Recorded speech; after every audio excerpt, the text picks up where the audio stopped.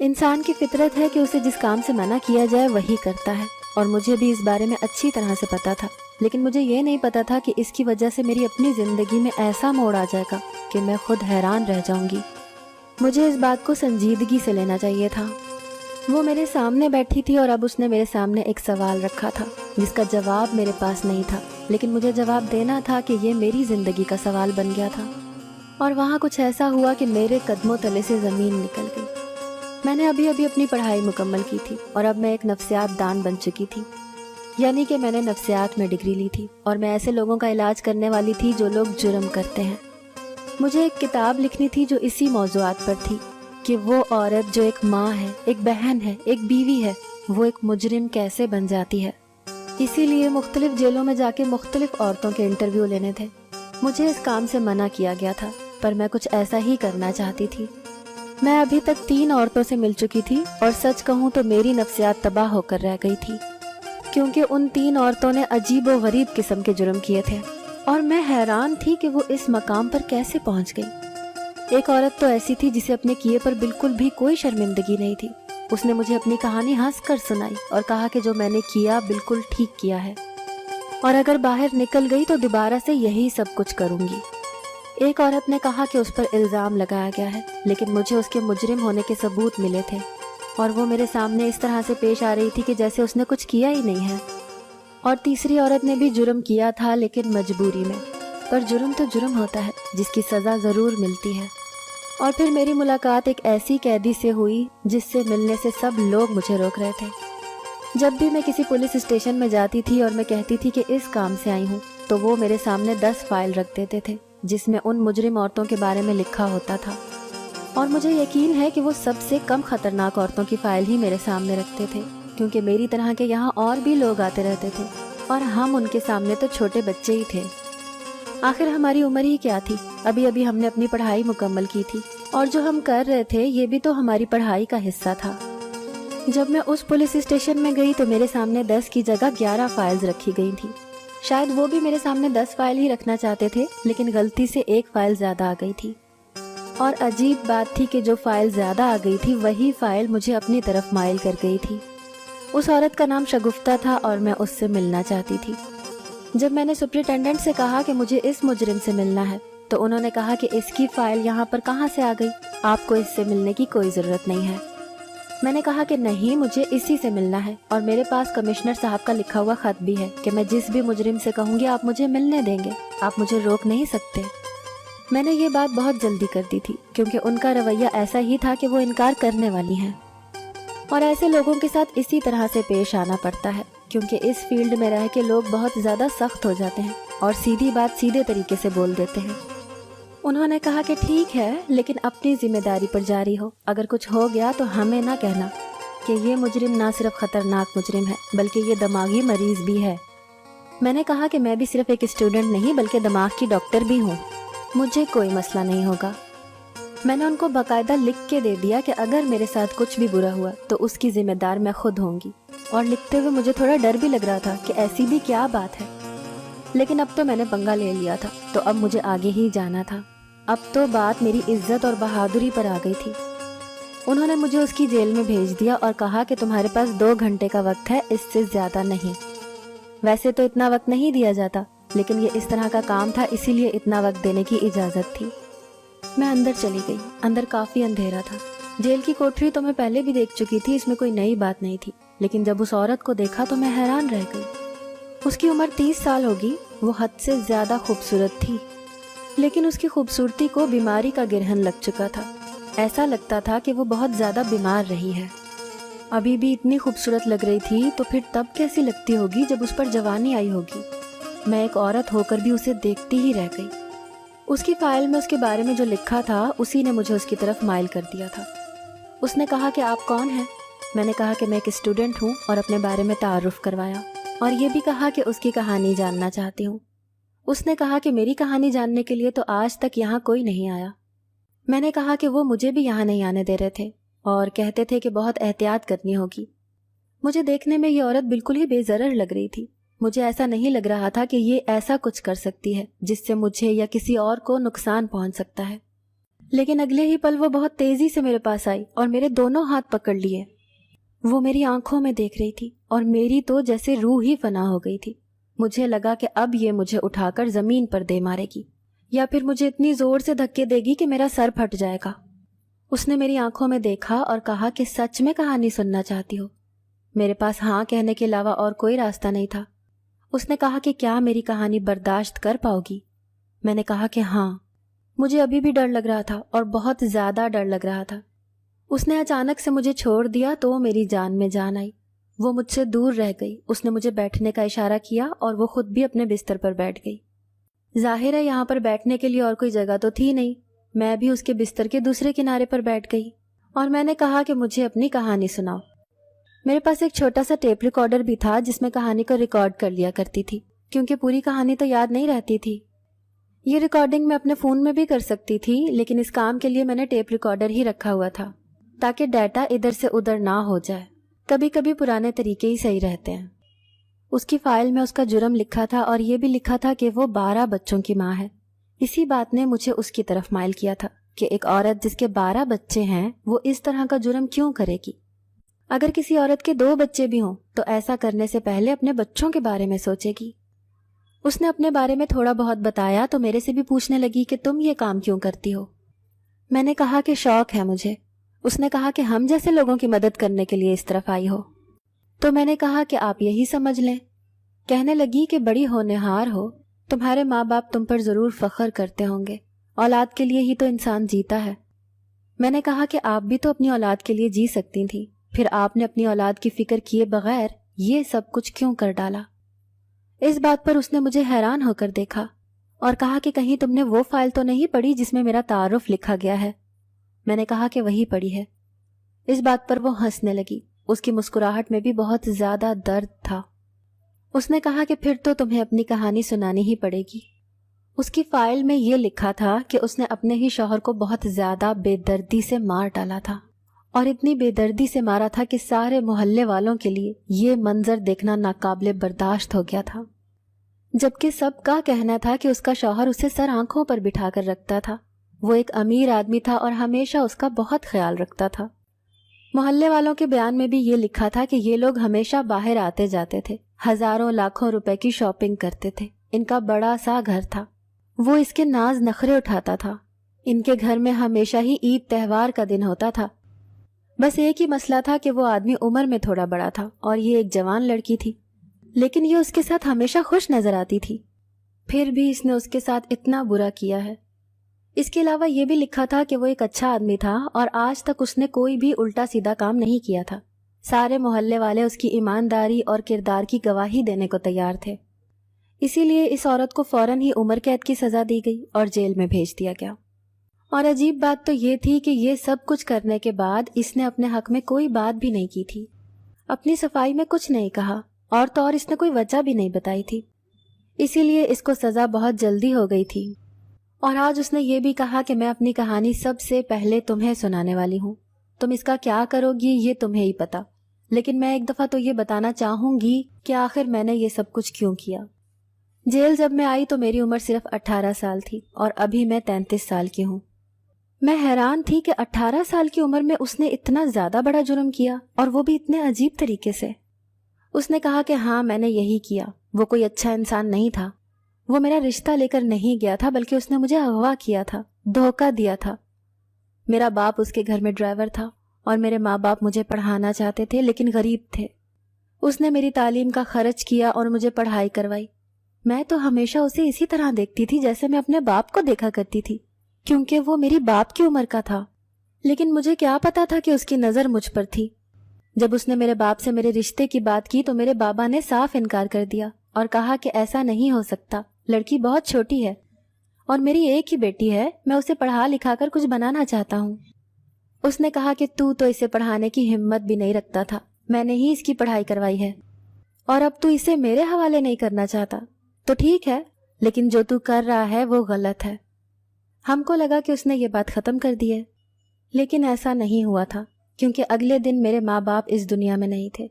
میں کالج گئی ہوئی تھی، جب واپس آئی تو پتہ چلا کہ وہ کسی حادثے کا شکار ہو گئے ہیں اور ان کو دفنا دیا گیا ہے۔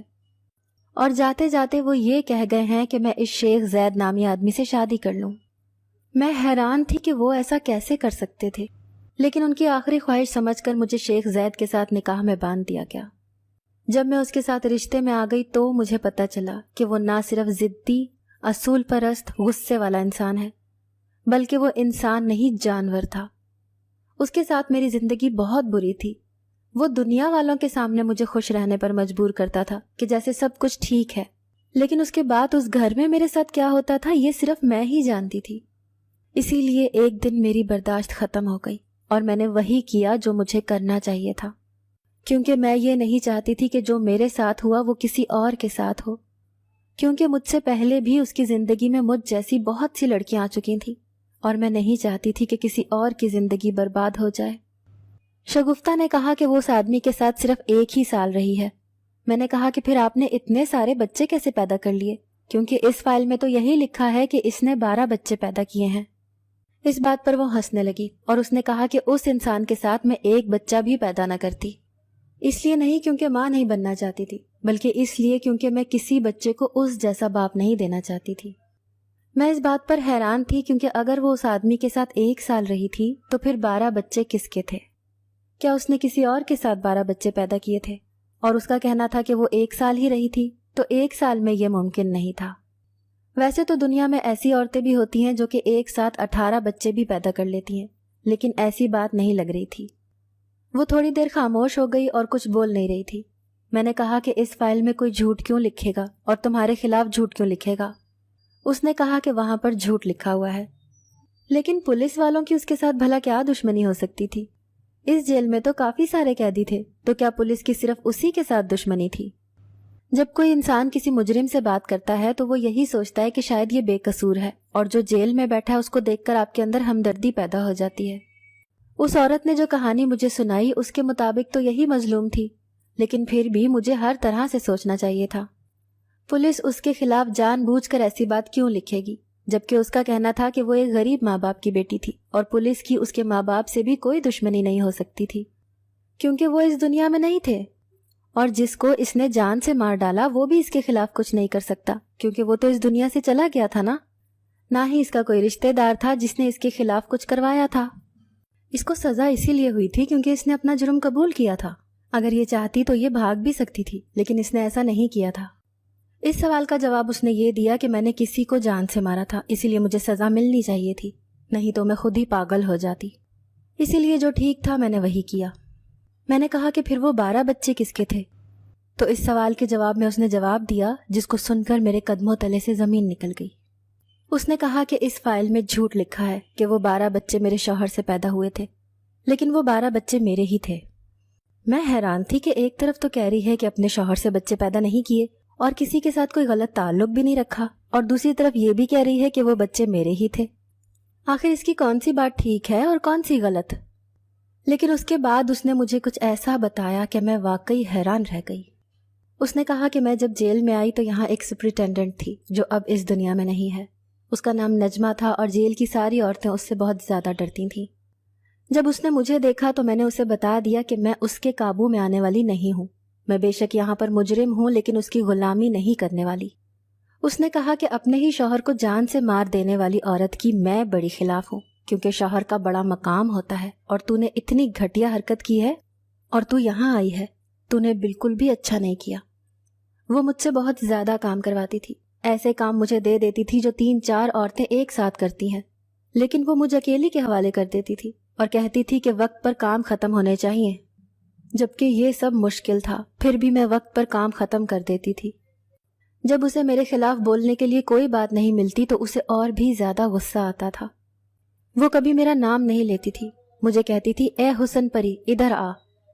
میں سب سے زیادہ خوبصورت تھی لیکن مجھے اپنی خوبصورتی پر کوئی غرور نہیں تھا، اس خوبصورتی نے تو میری زندگی برباد کی تھی۔